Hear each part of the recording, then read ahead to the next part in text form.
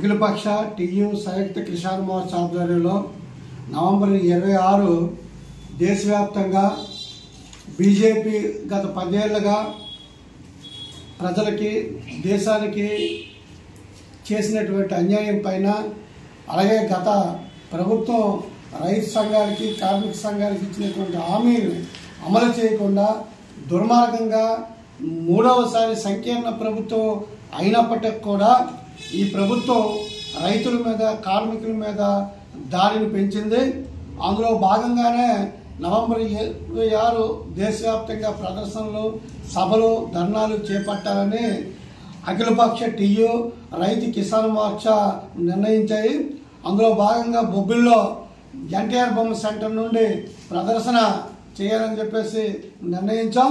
ఈరోజు బీజేపీ ప్రభుత్వం అధికారంలోకి వచ్చాక కార్పొరేట్లకి ఈ 10 ఏళ్ల కాలంలో 19 లక్షల కోట్లు రుణమాఫీ చేసింది. అదే క్రమంలో రైతుల మీద సబ్సిడీ, వాళ్ళకి ఇవ్వాల్సిన సబ్సిడీని ఎత్తివేసి రైతుల మీద పెనువారం మోపింది. రాష్ట్రంలో తెలుగుదేశం ప్రభుత్వం, సంకీర్ణ ప్రభుత్వం ఈరోజు రైతులకు ఇస్తామని చెప్పినటువంటి రైతు భరోసా ఇస్తామన్నారు, ఇంతవరకు ప్రకటించలేదు. అలాగే కార్మిక చట్టాలు మార్చి ఈరోజు కార్మికుల్ని వెట్టి చాకరీ చేసే విధంగా జీతాలు పెంచకుండా, జీవోలు చేయకుండా అన్యాయం చేస్తుంది. అలాగే ఈరోజు స్మార్ట్ మీటర్లు, గత ప్రభుత్వం స్మార్ట్ మీటర్లు పెట్టి వ్యతిరేకించిన తెలుగుదేశం జనసేన కూటమి ఇప్పుడు వాళ్ళు కూడా అదే స్మార్ట్ మీటర్లు పెట్టడానికి సిద్ధమవుతూ ఉన్నారు.